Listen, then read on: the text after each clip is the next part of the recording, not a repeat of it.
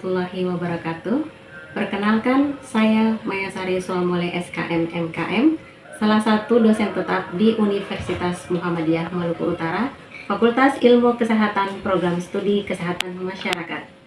Video ini saya buat untuk memenuhi salah satu persyaratan sertifikasi dosen tahun 2026 pada gelombang pertama, yaitu pernyataan diri dosen dalam unjuk kerja Tridharma Perguruan Tinggi yang disingkat PDD UKT-PT di bidang pengajaran. Salah satu mata kuliah yang saya ampuh adalah mata kuliah Ekonomi dan Pembiayaan Kesehatan. Mata kuliah ini berbobot 2 SKS dan diberikan pada mahasiswa semester 4. Jumlah total pertemuan dalam satu semester yaitu 16 tatap muka termasuk UTS dan UAS. Melalui pembelajaran ini, diharapkan mahasiswa mampu memahami penerapan prinsip-prinsip ekonomi dan pembiayaan di bidang kesehatan. Adapun materi yang dibahas yaitu konsep dasar ekonomi kesehatan, industri layanan kesehatan, teori biaya, metode ekonomi untuk program atau layanan kesehatan, pembiayaan kesehatan makro, pengelolaan keuangan sektor pemerintah dan swasta, serta JKN dan BPJS. Metode pembelajaran yang saya gunakan, selain presentasi, saya juga mengajak mahasiswa untuk berpartisipasi secara aktif melalui diskusi dan tanya jawab agar pembelajaran berlangsung secara interaktif dan kolaboratif. Penilaian mata kuliah berupa kehadiran sebanyak 30%, tugas sebanyak 20%, UTS sebanyak 20%, dan UAS sebanyak 30%. Berikut saya tampilkan tayangan pembelajaran di dalam kelas. Wassalamualaikum warahmatullahi wabarakatuh. Oke, Assalamualaikum warahmatullahi wabarakatuh.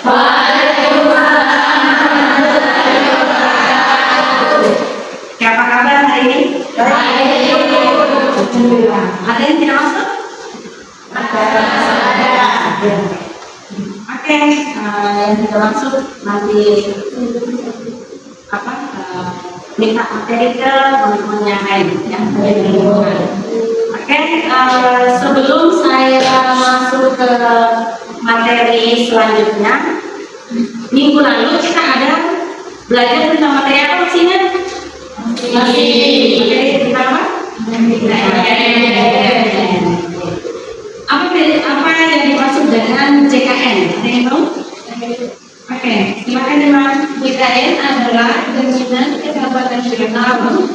Jadi JKN ini adalah program dari pemerintah untuk seluruh rakyat Indonesia. Oke. Jadi JKN adalah jaminan kesehatan nasional. Sekarang kita belajar mengenai BPJS. Nah, BPJS apa? Kepanjangan BPJS apa?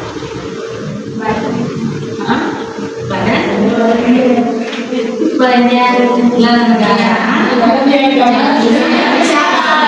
sosial ibadah penyelenggaraan jaminan sosial. Ini jangan salah ya. Sudah dengar BPJS tapi enggak tahu pengertiannya apa. Jadi BPJS adalah Badan Penyelenggaraan Jaminan Kesehatan Sosial. Ada dasar hukumnya di sini. Nah, dasar hukumnya itu adalah Undang-Undang Nomor 24 Tahun 2011. Nah, ini undang-undang ini itu dia membahas mengenai BPJS. Jadi kapan ini BPJS itu dimulai. Nah, kemudian Undang-Undang Nomor 17 Tahun 2023 ini beberapa tahun yang lalu dirilis ini undang-undang ini, itu isinya tentang JKN, namun lebih spesifik lagi isinya bahwa seluruh rakyat Indonesia itu harus terdaftar BPJS. Nah, jadi JKN ini itu dia punya target 100%. 100% itu berarti seluruh rakyat Indonesia itu harus terdaftar BPJS. Namun sekarang berapa capaiannya? Berapa? 98,7%. Pokoknya 98 ya. ada yang bilang 98,5%, ada yang bilang 98,6 atau 70% ya. Yang jelas 98% hampir seluruh rakyat Indonesia sudah tercover ya BPJS. Nah,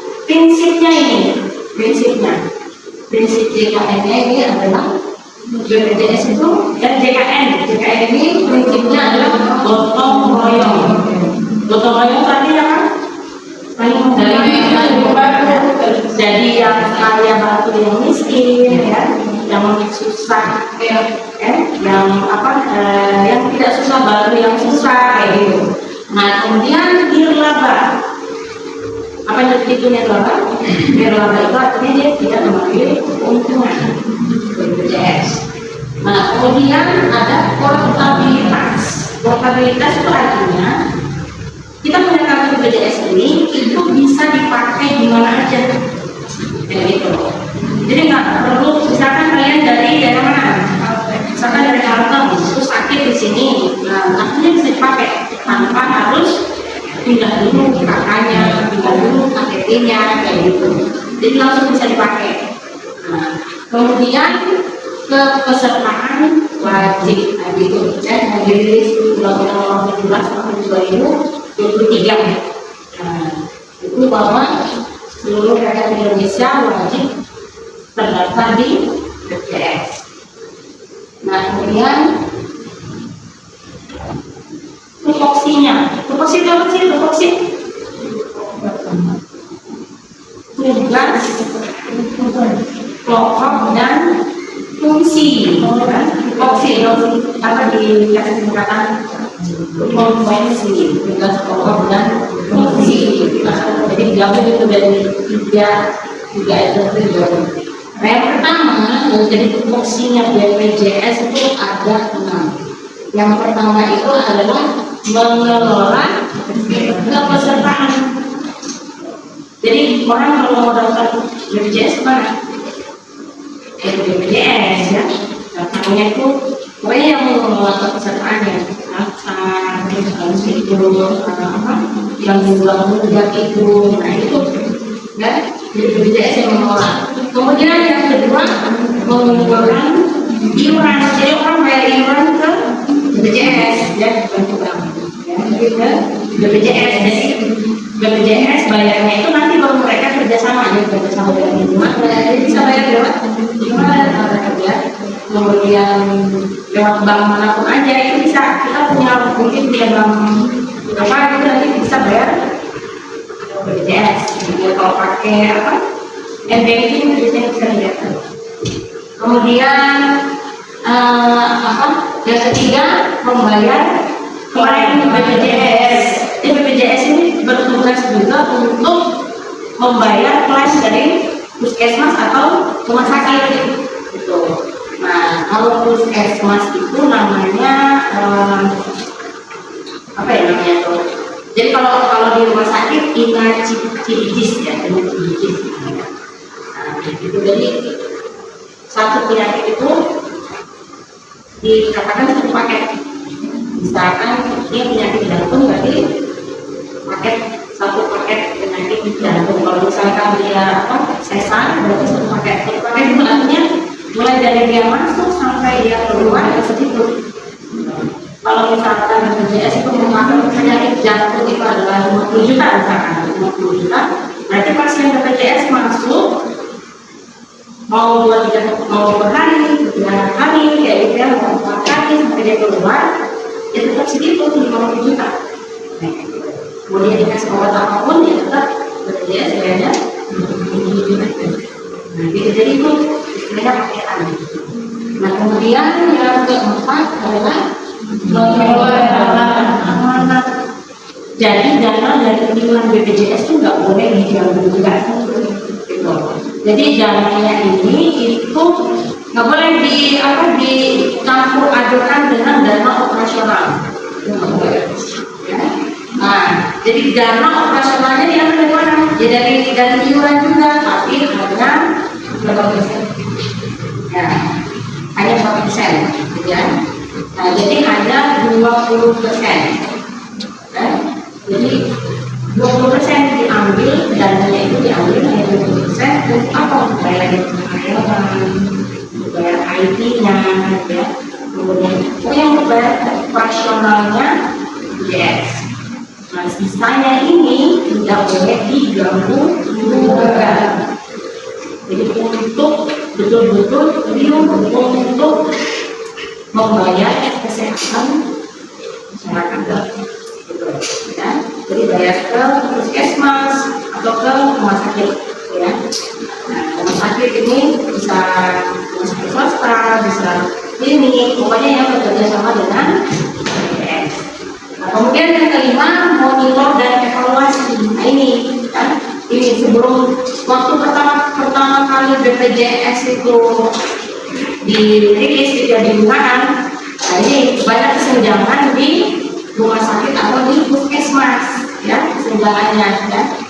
Nah, yang membuat banyak masyarakat yang tidak puas dengan pelayanan BPJS, ya. Jadi sebenarnya ini bukan pelayanan BPJS-nya, ya, namun pelayanan di rumah sakitnya yang kurang memuaskan karena dia termasuk golongan. Jadi ada membeda-bedakan antara pasien BPJS dengan pasien mandiri, ya, bukan BPJS. Nah, namun sekarang karena sudah ada ini monitor dan evaluasi setiap saat, ya. Nah, jadi sekarang pelayanannya itu sudah setara semuanya, ya, sudah setara semuanya. Jadi dia memonitor dan evaluasi mengenai pelayanan di, ya, pelayanan kesehatan bersama dengan BPJS. Jadi sekarang itu BPJS itu pelayanan di rumah sakit atau di puskesmas itu sudah bagus, jadi sudah banyak masyarakat yang puas.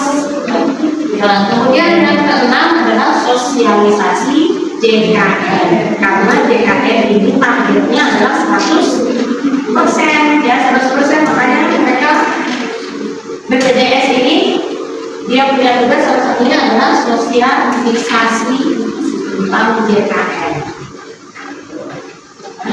Sampai dengan sekarang sudah 98% ya, sudah dilakukan.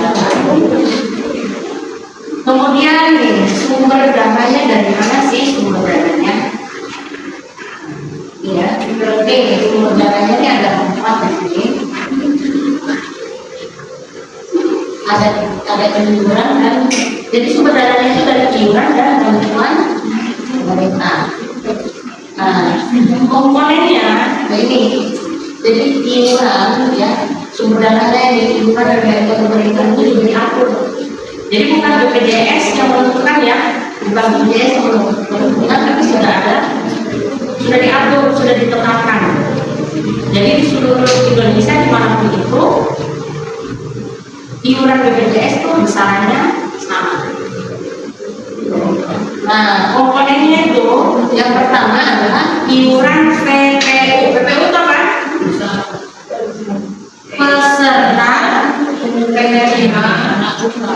Peserta penerima upah. Nah, ini iuran peserta penerima upah. Jadi besarannya berapa? 5% dari gaji. 5% dari gaji. Jadi orang yang bekerja itu pembayaran BPJS-nya beda-beda. Kenapa bisa beda-beda? Karena gajinya juga beda-beda jumlahnya, gitu, ya. Nah, namun tetap walaupun gajinya bayarnya tetap 5%. Namun 5% ini tidak ditanggung semuanya oleh peserta. Jadi 4% itu ditanggung oleh perusahaan di tempat dia bekerja, untuk menanggung 4%, dan 1% baru si pekerjanya. Nah, kemudian yang kedua adalah iuran PBPU. Apa? PBPU peserta bukan penerima upah. Peserta bukan penerima upah. Peserta bukan penerima upah mandiri, ya. Nah, ini ada 3 kelas, jadi 3 kelas. Kelas 3 itu 35.000, kelas 2 100.000, kelas 3 dan kelas 1 150.000. yang kelas 3 ini ada tentang memberikan subsidi kembali 107 juta. Jadi itu kok ya sebesar 7.000 ya. Nah, itu kelas 3. Nah, kemudian kalian daftar BPJS berapa? Kelas 2. Kelas 2. Yang kelas 1? Yang kelas 3? Dari kartunya itu.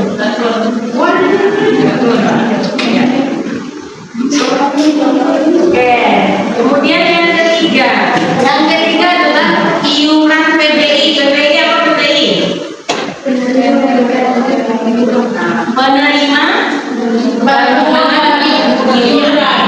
Penerima bantuan iuran. Jadi pure ya dibayarkan oleh PBN.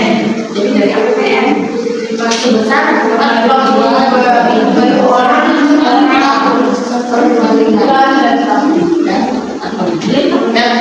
2005 ini 42.000 itu berangkat dari tahun 2025.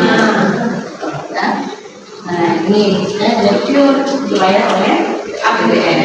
Yang keempat itu adalah dana operasional BPJS 2% ya, bukan 20%. Ya 2% daripada dana iuran. Nah ini dipakai untuk gaji IT kantor. Nah itu kan dari dana manfaat, dan sisanya ini yang dana manfaat ya.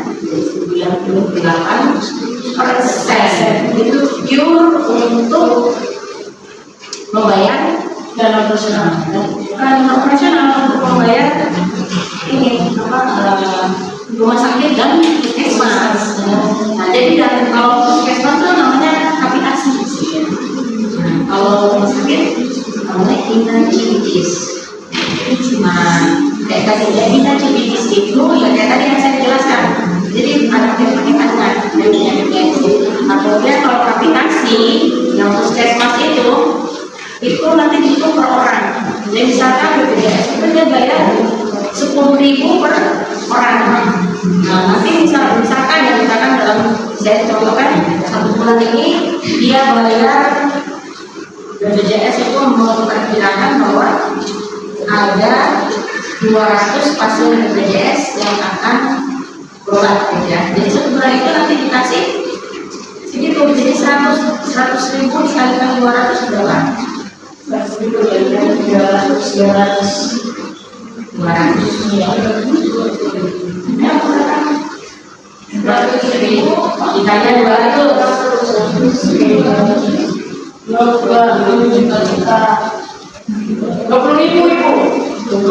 berapa? 100.000 dikalikan 20 juta. Nah jadi misalkan bulan ini bayarnya 20 juta, mau pasien itu lebih atau kurang yang segitu BPJS-nya. Itu namanya aplikasi, jadi diberikan duluan gitu ya. Nah terus selanjutnya adalah nih kepesertaan. Nah tadi sudah ya, kepesertaan dari PBI. Siapa PBI? Penerima dari APBN. Jadi negara yang bayar. Nah siapa yang menerima? Fakir miskin, kalau TKS Kemensos. Kalau fakir miskin ini kan sudah jelas, gitu ya. Nah, namun ada data tambahan dari Kemensos, ya, atau Kemensos. Nah ini DTKS itu daftar terpadu kesejahteraan sosial. Jadi Kemensos ini akan menilai masyarakat mana yang rentan terhadap kemiskinan, kayak gitu. Jadi dia udah apa ya? Ini sudah menuju ke kemiskinan ya gitu. Atau dia yang mendapatkan bantuan sosial. Nah, bantuan sosial itu nanti BPJS-nya ditanggung oleh jadi orang-orang yang mendapatkan bantuan sosial itu BPJS-nya ditanggung oleh pemerintah. Nah, kemudian yang kedua adalah PPU, pekerja ada karyawan, PNB, PNS, Polri, juga Polri. Nah, jadi kalian termasuk yang mana nih? Yang PPU. PPU yang mana? Karyawan, PNS, PNS, Polri, PPU. Yang PPU itu bapaknya atau ibunya karyawan, atau dia polisi, atau TNI, atau PNS. PNS. Ya. Nah, kemudian yang ketiga adalah PBPU atau BP. Apa PBPU tadi? Berdasarkan menerima upah atau dia bayar sendiri. Nah, itu siapa saja? Mandiri, kerjasama yang bukan berdasarkan.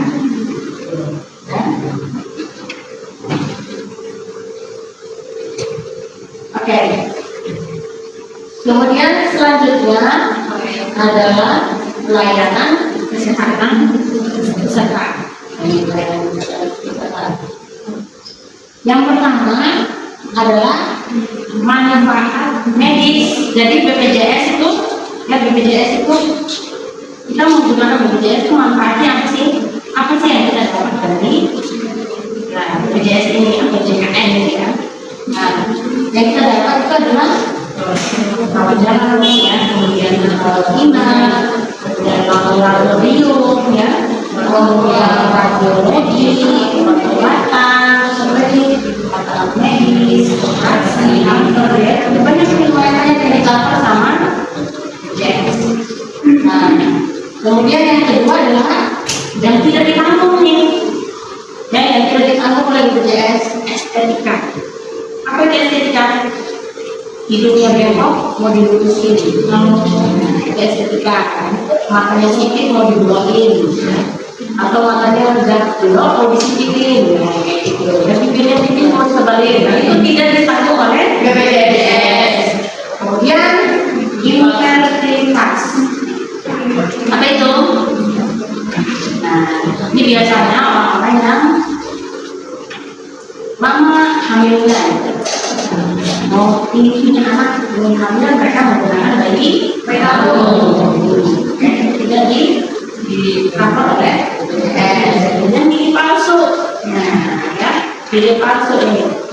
Dan siapa di sini yang mungkin giginya udah lengkap, pasang gigi palsu, nah itu tidak di cover ya sama BPJS. Kemudian kecelakaan kerja juga tidak di cover oleh BPJS. Yang ketiga adalah alur pelayanan. Jadi BPJS ini alur pelayanannya itu berjenjang, ya, berjenjang. Jadi dia harus di peserta BPJS kalau mau menuju BPJS itu harus melalui KTP dulu, ya, KTP. Jadi dia datangnya di mana? KTP-nya di mana? Itu nanti di kartunya ada tuh. Coba lihat dari KTP-nya. KTP mana? Puskesmas, dia puskesmas, bisa dokter pribadi. Gitu. Nah, setelah dari situ, kalau memang itu penyakitnya harus ditindaklanjuti ke rumah sakit, baru nanti dari RKTP ini memberikan rujukan baru ke rumah sakit, ya. Nah, kecuali kalau pasien gawat darurat, ya, nggak perlu lah bawa dulu ke RKTP, ya, langsung ke IGD. Oke, sampai di sini ada yang mau bertanya? Satu dua orang, ya, silakan. Baik, assalamualaikum warahmatullahi wabarakatuh. Perkenalkan, nama saya Anin Bagani. Ibu izin, saya ingin bertanya, apa bedanya JKN sama BPJS, Ibu? Oke, apa bedanya JKN sama BPJS? Jadi JKN tadi itu adalah program dengan kesehatan dari negara dan pemerintah untuk rakyat Indonesia. Nah, jadi JKN ini tuh idenya, otaknya itu adalah JKN. Jadi JKN ini abstrak, nggak terlihat. Kenapa dia dalam bentuk ide? Nah, BPJS ini yang mewujudkan ide tersebut. BPJS yang mewujudkan ide JKN buat ide, buat aturan. buat penetapan yaitu nanti BPJS ini yang melaksanakan yang eksekusinya ini BPJS. Jadi JKN bilang harus 100% masyarakat Indonesia tercover atau terdaftar di BPJS ya. Nah, BPJS ini yang perlu sosialisasi untuk biar masyarakat itu mau mendaftar ke BPJS gitu. Nah, kayak gitu ya. Kemudian JKN bilang tidak boleh lagi ada yang rumah sakit atau puskesmas yang menolak pasien BPJS, atau tidak ada lagi rumah sakit atau puskesmas yang membeda-bedakan pasien BPJS kayak gitu.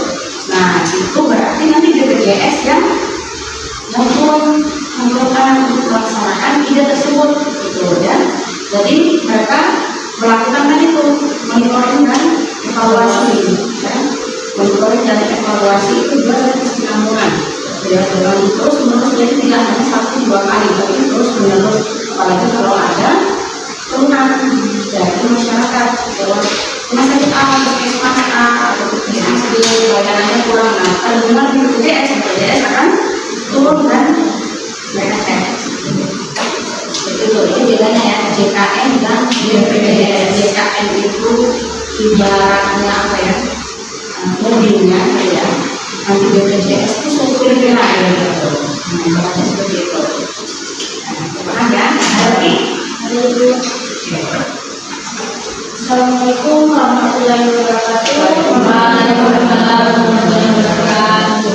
Perkenalkan, nama saya Irmena Ibrahim. Ibu, di sini saya mau bertanya, Ibu kan ada BPJS Ketenagakerjaan dan BPJS Kesehatan. Nah, antara dua ini apakah ada perbedaan? Oke, jadi BPJS Kesehatan dan BPJS Ketenagakerjaan itu ada bedanya ya. Kalau BPJS Kesehatan jelas namanya BPJS Kesehatan, berarti fokus hanya untuk kesehatan masyarakat gitu ya. Nah, kalau BPJS Ketenagakerjaan itu yang ngurusin adalah pensiunan ya, kemudian kecelakaan kerja. Karena kecelakaan kerja itu tidak di-cover oleh BPJS, jadi yang meng-cover itu adalah BPJS Ketenagakerjaan. Betul ya. Oke, terima kasih ya semuanya. Jadi sampai di sini dulu mata kuliah kita hari ini. Nanti kita berjumpa lagi di minggu berikutnya.